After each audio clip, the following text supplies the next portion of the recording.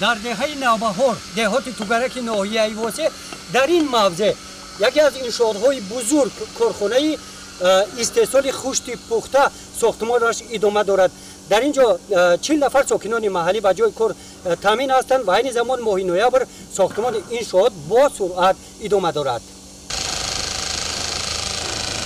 اینجا صدای تکنیک‌های ساختمانی برنده و کننده، بالغ و کوال آهنگر، خیشچین و بتونریز به گوش رسیده و با ذوق بلند کارگران مشغول کار هستند.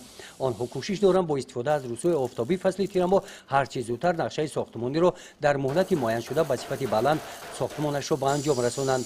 کارخانه مذکور با در نظر داشت افزایش یافتن اهالی، اینچنین زیاد شدن طلبات به بنیاد کارخانه‌های استحصالی و منزل‌های استقامتی با پیشنهاد مقامات اجرایی حاکمیت دولتی ناحیه ایواسه و جلب شریکان رشد در دایره کارهای سازندگی و آبادانی و استقبال جشن 35 سالگی استقلال دولتی و سالهای رشد صنعت در دهه نوبهار دهات توگرک 3 ماه پیش راه‌اندازی گردیده. کارهای ساختمانی در این انشاءات با صورت تیز جریان دارند. در کارهای ساختمانی متخصصان محلی 10 نفر کفشگر برقی و زیاده از 30 نفر دیگر در کارهای بند و بست دستگاه‌ها و ساختمان پیچ‌ها به کار جلب کرده شدند.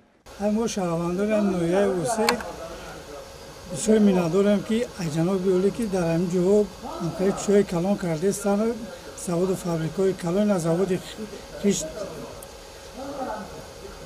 қайб ба кор даромадеста ина қайб се мошид ба моши нағз ба хӯроки гарм ҳамҷа таъминем кор мекунем дар пеши хона ба муҷирати меҳнатӣ ба давлатҳои дигар намеравем ба россия ва ба дигар давлатҳо шарту шароитиш бисёр нағза кору бошам бисёр хубай ягон камбудӣ надорад хӯроки гарм метавам.